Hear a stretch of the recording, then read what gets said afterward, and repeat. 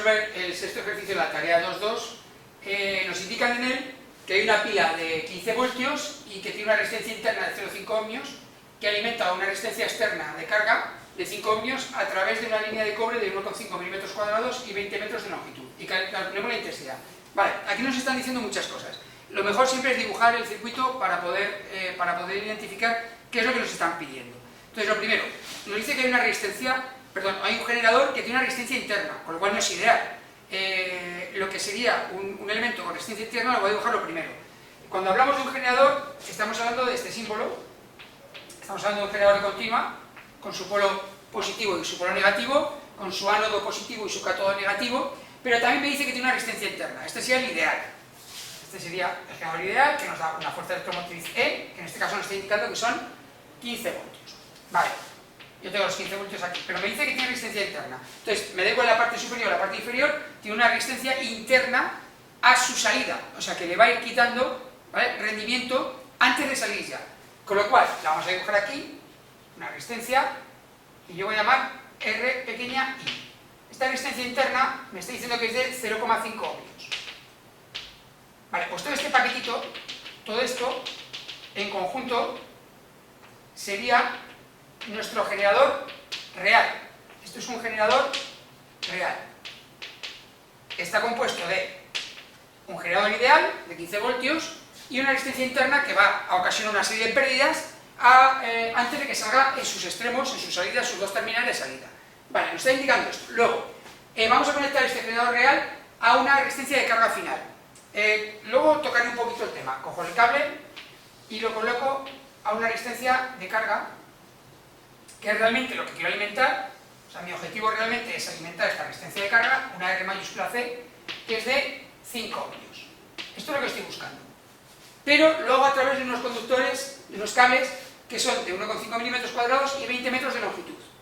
O sea, que es bastante largo. Y esos elementos, queramos o no, tienen resistencia real también. O sea, todo el cable, en toda su longitud, tiene una resistencia.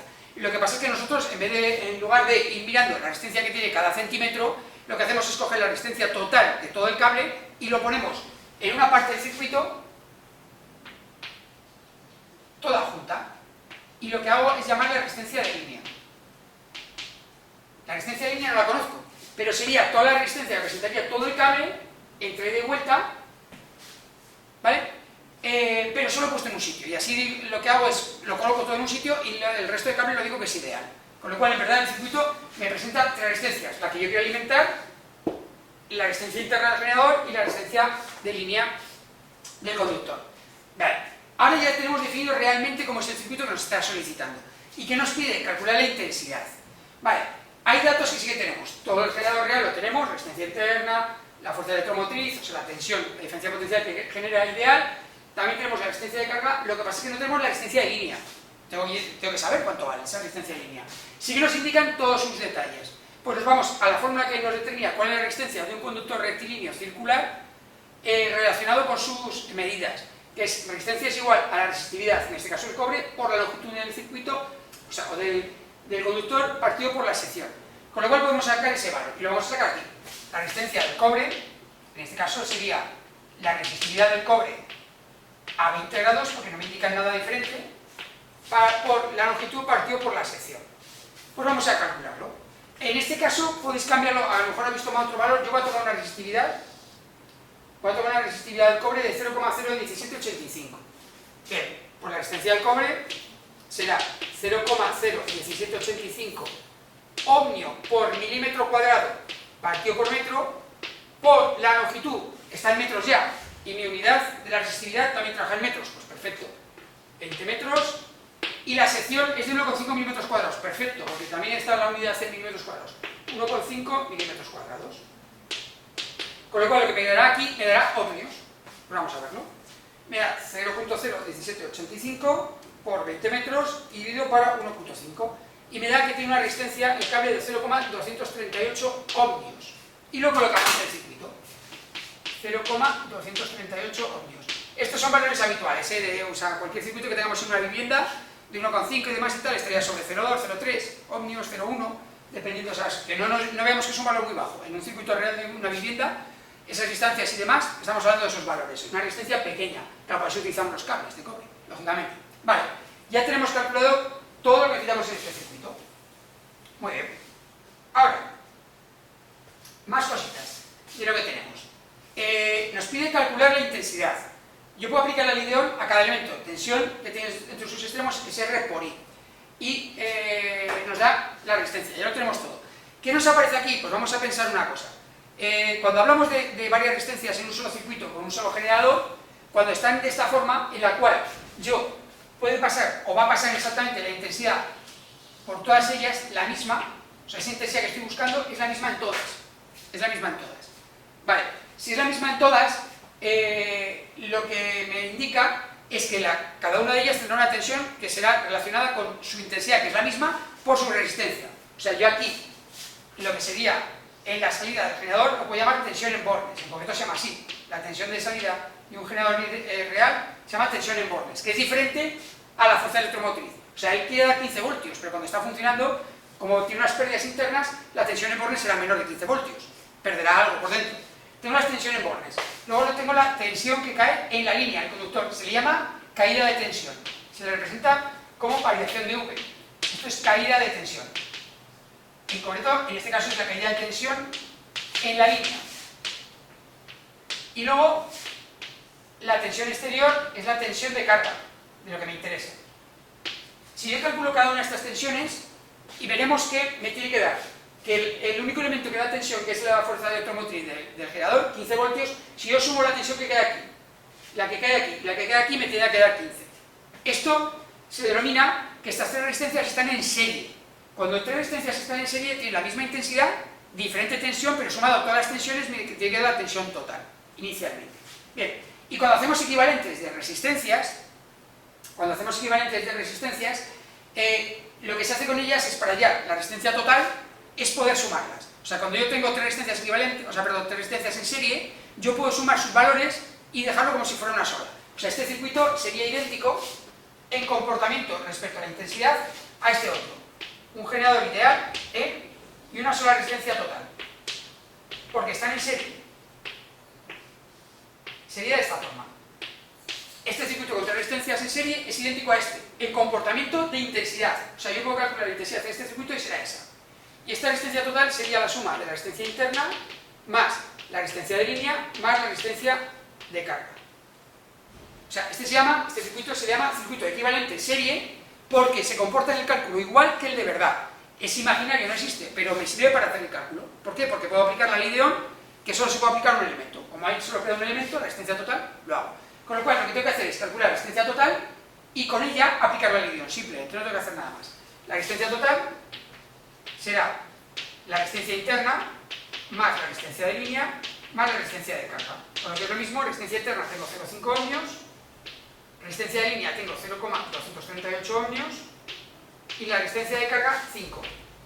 Con lo cual, mira que este circuito en total tiene una resistencia de 5,738 ohmios.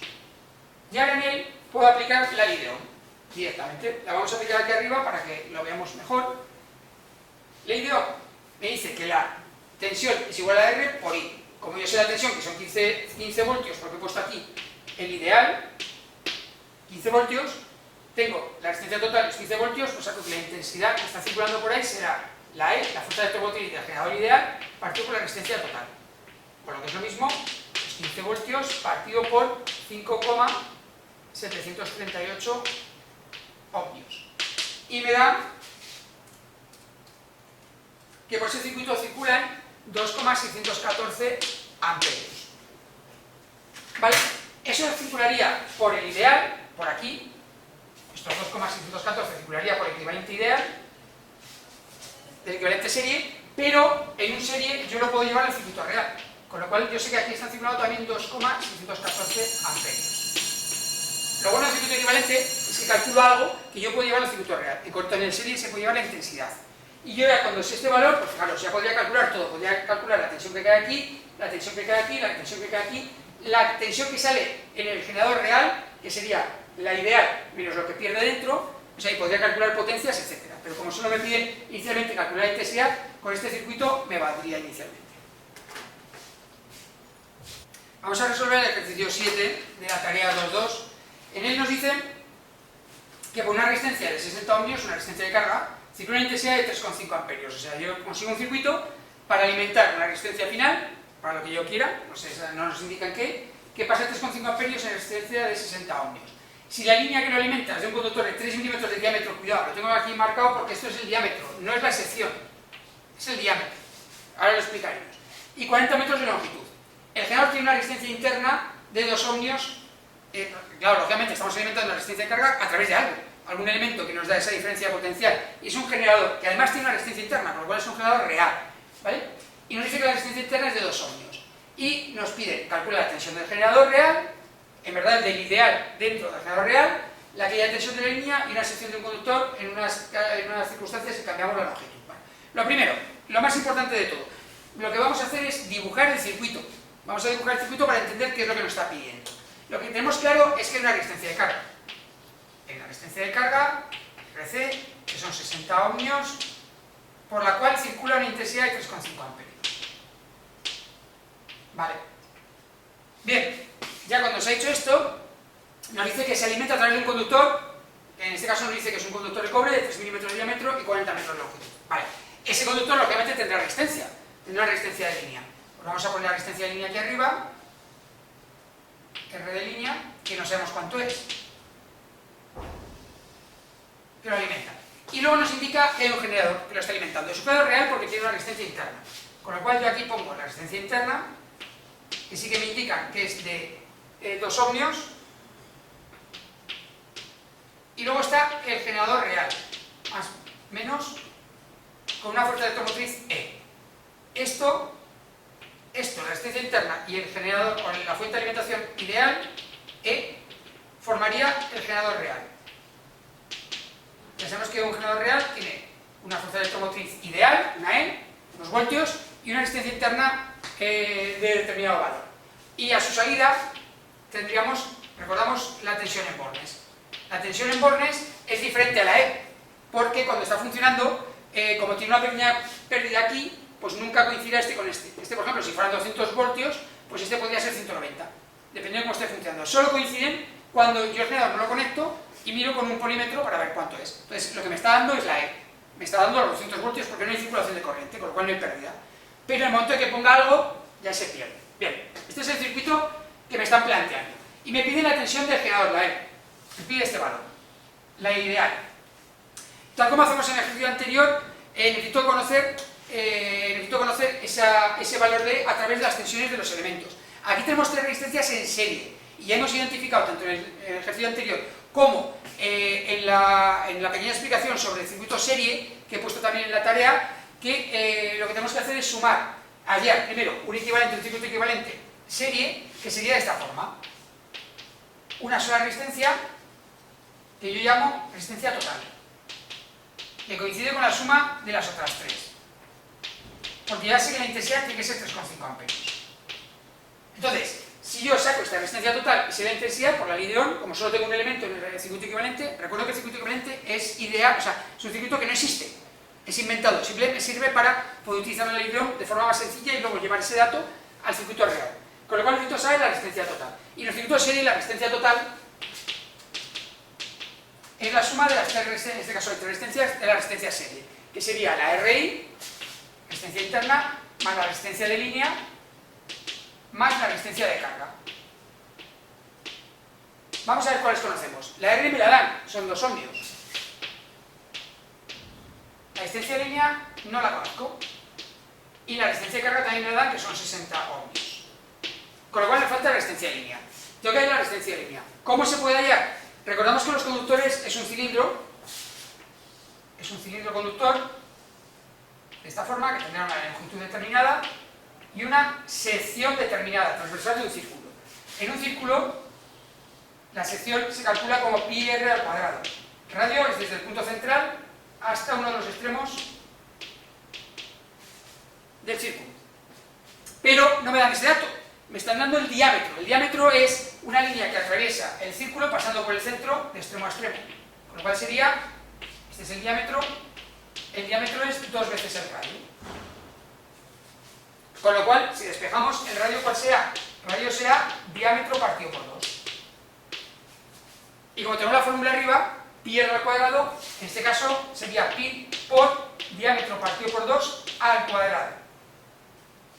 Con lo cual, tenemos que hallar esa sección con los datos que me han dado.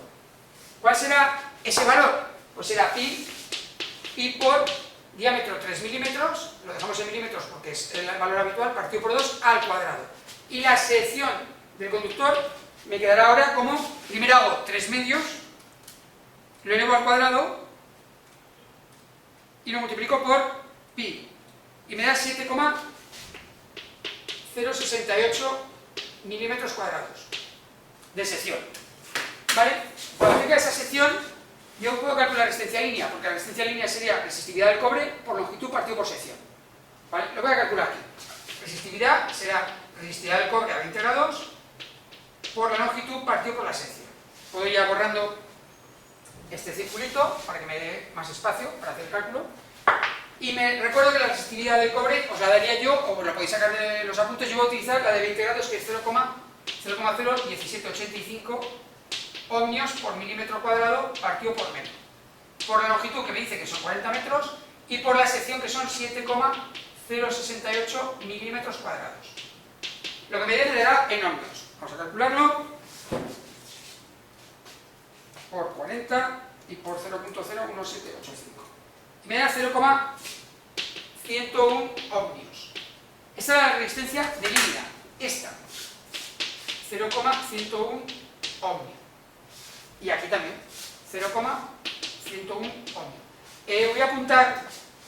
Voy a apuntar aquí que la sección, porque la necesitaré luego, es 7,068 milímetros cuadrados. La que tenemos ahora.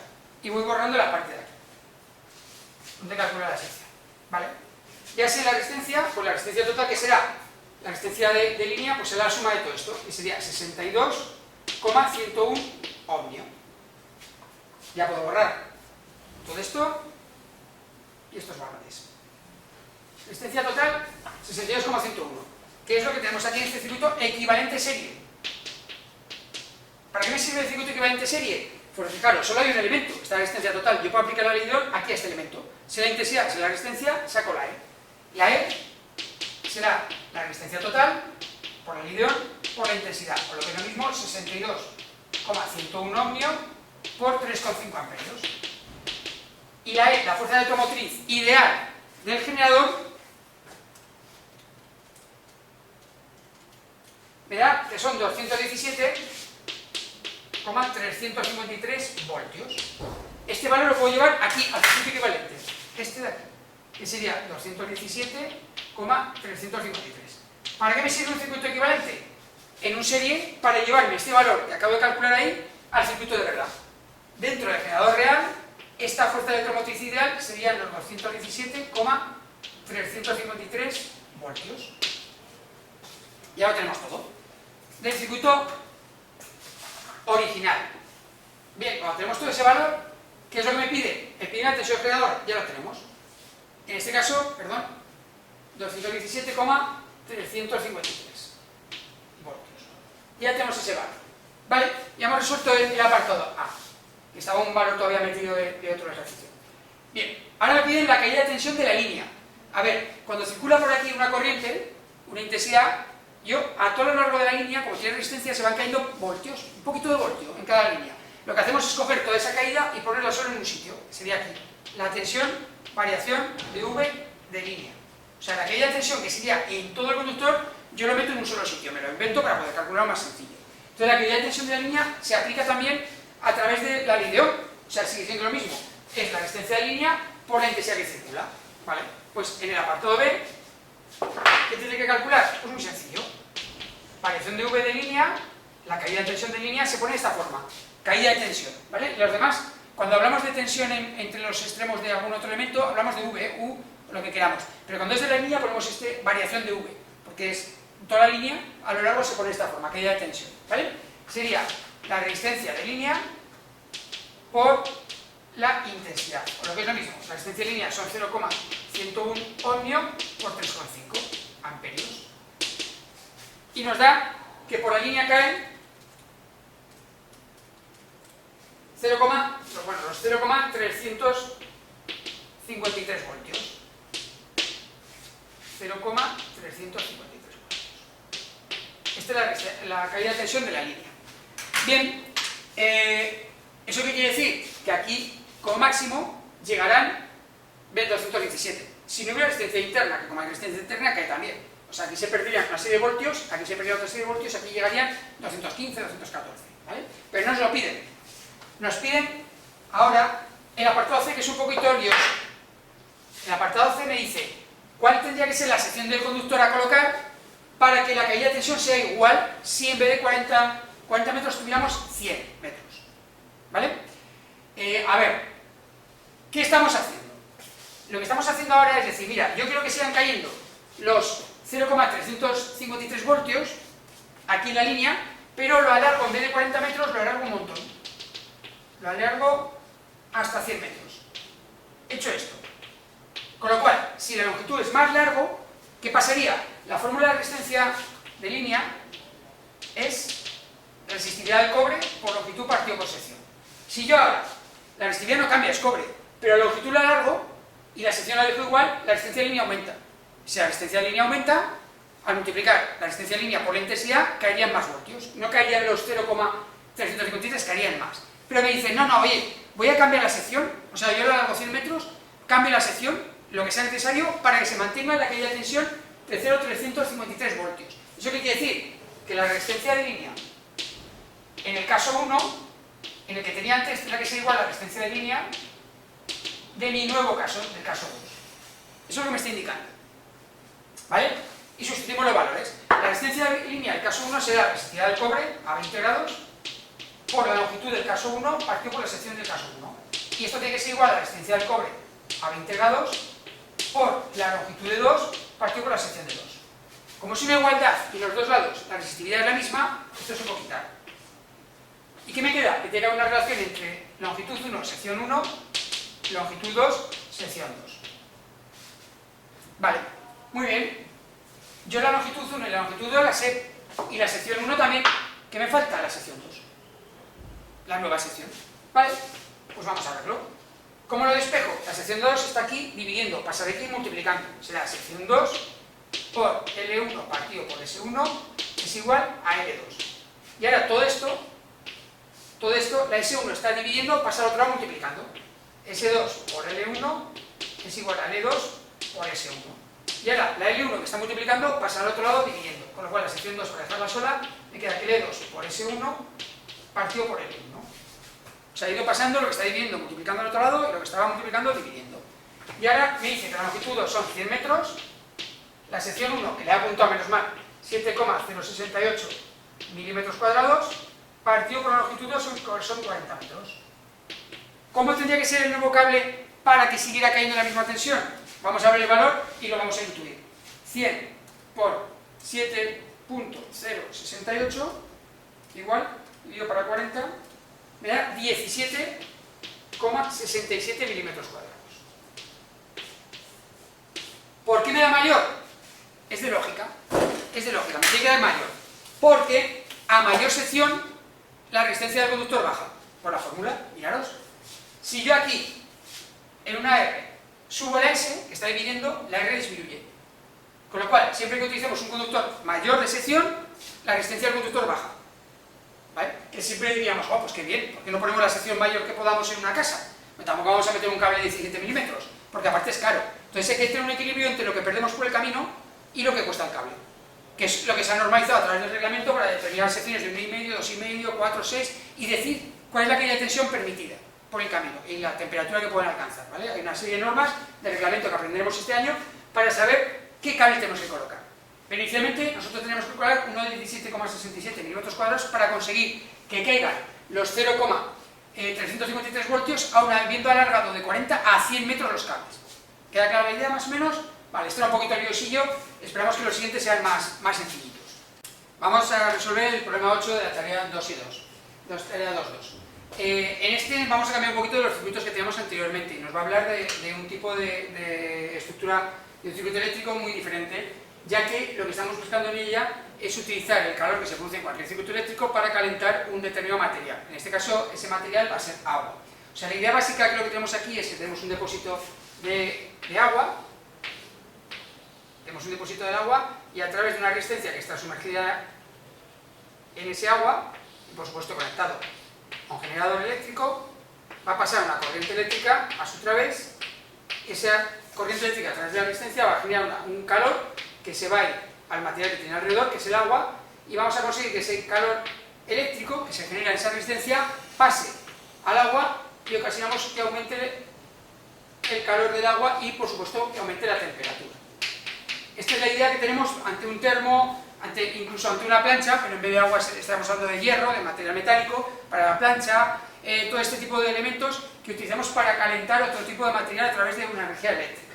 El truco de este sistema es que el calor que se genera por electricidad tiene que ser igual, lógicamente, al calor que tiene que absorber el agua para calentarse. Pero esta fórmula, la del calor que necesita el agua para calentarse, no la conocemos. Es una nueva fórmula que la tenemos aquí puesta, en las fórmulas. El calor que necesita un material para calentarse es una fórmula que va relacionada con el calor específico. El calor específico de un material es cuánto calor necesito para cada gramo de ese material subir un grado su temperatura. La fórmula sería que el calor que necesita el agua sería igual a la masa del agua, que sería en gramos, por el calor específico C, que sería en calorías, partido por gramo y por grado centígrado, y por la variación de temperatura. La variación de temperatura es la temperatura final que yo quiero buscar, pero la temperatura inicial que yo tengo. ¿Vale? Esta fórmula es la que tenemos de cómo aumenta la temperatura de un material a través de un calor que le llega, de la forma que sea. Su masa, el calor específico, que depende de cada material, el calor específico del agua es diferente al del hierro, y por la variación de temperatura. Yo tengo que hacer que sean iguales las dos, inicialmente. Este problema que nos están proponiendo, nos dice que se va a calentar el agua y que lo vamos a hacer a través de energía eléctrica. Con lo cual yo tengo que calcular primero el calor que necesita el agua para calentarse, será igual al calor que le ha dado la electricidad, y con esa fórmula del calor de la electricidad iremos subiendo por esta tabla de fórmulas. Desde el calor de la electricidad pasaremos a energía eléctrica, a potencia, y de la potencia a tensión, resistencia y intensidad, que es lo que nos solicitan. Entonces vamos a ir poco a poco haciendo estos cálculos, y lo primero que tenemos que hacer es saber qué calor ha necesitado el agua para calentarse tal como nos lo indica. Pues el calor que ha necesitado el agua, que será en calorías, será la masa del agua por el calor específico por la variación de temperatura. La masa, me dicen que son 435 gramos, lo dejamos en gramos. Calor específico no lo conocemos, perdón, pero el calor específico del agua es una constante que vale una caloría partido por gramo grado centígrado. Este valor lo daría yo, si es otra materia. Y la variación de temperatura es la temperatura final, que son 153 grados, menos 20. Y lo que me dé el calor del agua será en calorías. Pues vamos a calcularlo. Entonces sería 153 menos 20 por 435 gramos y por el 1, que ya es un valor ya fijo, ¿vale? Y me da 57.855 calorías. Esto es lo que ha necesitado el agua para hacer lo que nosotros queremos. ¿Y este calor quién lo ha dado? Este calor del agua nos lo ha dado el calor eléctrico. Nos lo ha dado el circuito eléctrico. A lo mejor con unas pérdidas, etcétera, pero más o menos es el paso que ha tenido que hacer. El calor eléctrico, ya lo decía la ley de Joule, es igual a 0,24 por la energía eléctrica. La energía en este caso será en julios, porque estamos pasando todo en calorías. Entonces, de aquí puedo sacar la energía eléctrica que ha dado el circuito. La energía será el calor eléctrico partido por 0,24, con lo que es lo mismo los 57.855 calorías partido por 0,24. Y la energía eléctrica que ha dado mi circuito en julios sería de 241.062,5 julios. Esto es lo que ha dado el circuito eléctrico para ocasionar que el agua subiera la temperatura que nosotros queremos. Claro, me está pidiendo la E, pero me pide otras cosas. Yo tengo que ir subiendo por las fórmulas. Ahora que sé la E, tengo que ir calculando la P, la U, la I y la R. Pues vamos a ir haciéndolo poco a poco. Ya tengo la E, voy a ir borrando todas estas fórmulas y ahora vamos a ver qué nos indican. La energía eléctrica de un circuito eléctrico, por fórmula, es potencia por tiempo. En este caso, si la energía se mide en julios, la potencia se mide en vatios y el tiempo en segundos. Con lo cual tengo que trabajar vatio segundo. Bien, el tiempo lo sabemos, y me dicen que son 12 minutos, pues vamos a sustituir.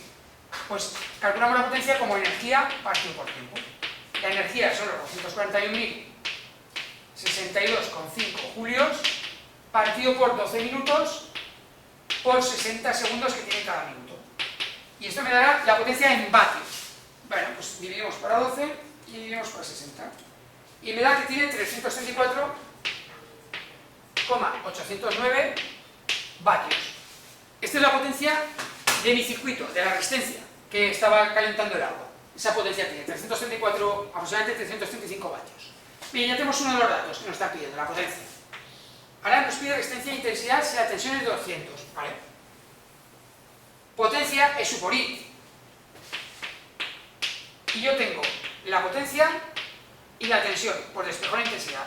La intensidad será potencia partido por tensión, o lo que es lo mismo, 334,809 vatios partido por 200 vatios, por 200 voltios, perdón, que me indica. ¿Vale? Y la intensidad que estaba consumiendo este circuito es 1,674 amperios durante los 12 minutos que ha estado funcionando. Eso es lo que consumía mi circuito para poder calentar el agua. Lógicamente no ha pasado el calor, ha ido 20, 21, 22, 25 grados, 30, hasta los 150 y algo. Ha estado todo ese tiempo. ¿Vale? Y también me pide la resistencia, necesito la ley de Ohm. La ley de Ohm es igual, V es igual a R por I. Conozco la U y conozco la I, pues despejo la R. R será U partido por I. Por lo que es lo mismo que los 200 voltios que me han indicado, partido por la intensidad que he calculado, 1,674 amperios. Y me dice que la resistencia del elemento resistivo que he colocado para hacer esto es de 119,471 ohmios. O sea, tengo que crear una resistencia de aproximadamente 120 ohmios para que, y conectado a 200 voltios, para que diera el calor suficiente para hacer lo que yo quiero. O sea, con esto ya podríamos diseñar ese termo, ese calentador de agua, lo podríamos diseñar. Simplemente tengo que hacer una resistencia de 120 ohmios, meterla, aislarlo, lógicamente en el agua, meterlo dentro del agua, ponerle conectado a 200 voltios y en 12 minutos se calentaría el agua como nos ha dado. Por supuesto, aquí estamos haciendo cálculos ideales, que se puede perder algo, etcétera, pero bueno, más o menos sería el cálculo que teníamos que hacer. Y con esto hemos terminado el problema 8. Vamos a resolver el problema 9 de la tarea 0202. Vale, es similar al 8. Aquí nos piden un termoeléctrico. Ya sabemos cómo funciona. Es el tema de igualar el calor que necesita el material, en este caso agua, para calentarse con respecto al calor que le da el circuito eléctrico para hacerlo. Tiene que ser igual uno con otro. Pero siempre partimos de lo que necesitamos, con lo cual es el calor del material, y vamos hacia atrás hacia el calor eléctrico. Bien, ya sabemos las fórmulas, con lo cual el calor, en este caso del agua, será la masa del agua por el calor específico del agua por la variación de temperatura. Vale. En este caso nos da litros. Por simplificar, más o menos la densidad del agua es de 1. Quiere decir que aproximadamente 200 litros son 200 kilos. Pero por simplificar, que en verdad no es así. Pero bueno, es un poquito diferente, pero bueno, 0,98, pero bueno, hacemos eso para simplificar. Son 200 kilos. 200 kilos hay que pasarlo a gramos, con lo cual será 200.000 gramos. Calor específico del agua, 1 caloría partido por grado centígrado. Y la diferencia de temperatura me dice que tiene que ser de 60 a 20. Esto me da un calor del agua en calorías de, vamos a hacerlo, 200.000 por 40. Me da 8 millones de calorías. Vamos a poner 8.000 kilocalorías, para simplificar. Y esto tiene que ser igual al calor que nos da la electricidad. ¿Vale? El calor que nos da la electricidad es 0,24 por la energía eléctrica. Y de ahí puedo sacar la energía eléctrica. La energía eléctrica en julios será el calor eléctrico partido por 0,24, por lo que es lo mismo 8.000 kilocalorías partido por 0,24. Como está en kilocalorías, el resultado me va a dar en kilojulios.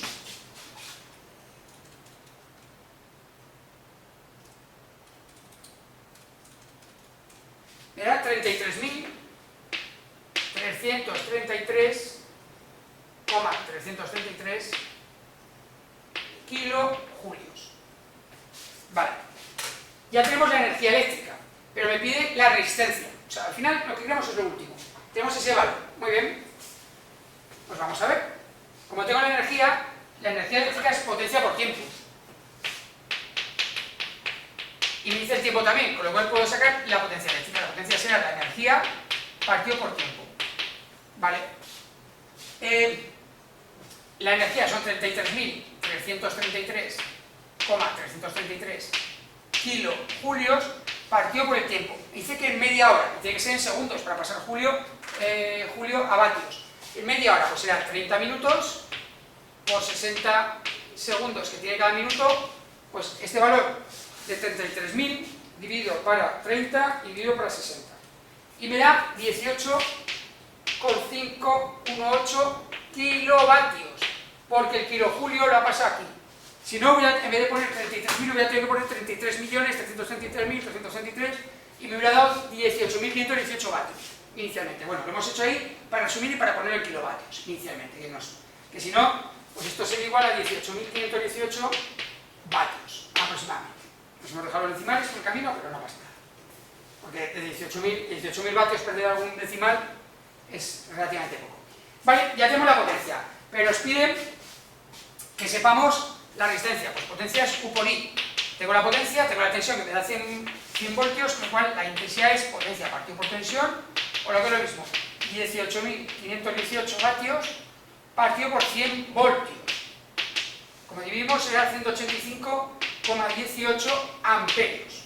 Fijaros qué pedazo de intensidad tendría que circular para que ocasionara esto, para que hiciera esto. Como se calentar 200 litros, 200 kilos de agua en media hora, hay que meterle tralla. Sobre todo acabo de inventarme los 100 voltios, en vez de poner 230 que lo habitual, con lo cual hemos tenido que poner una intensidad elevadísima, no pasa nada, no sé, es un valor muy raro, pero bueno, es para hacer los cálculos.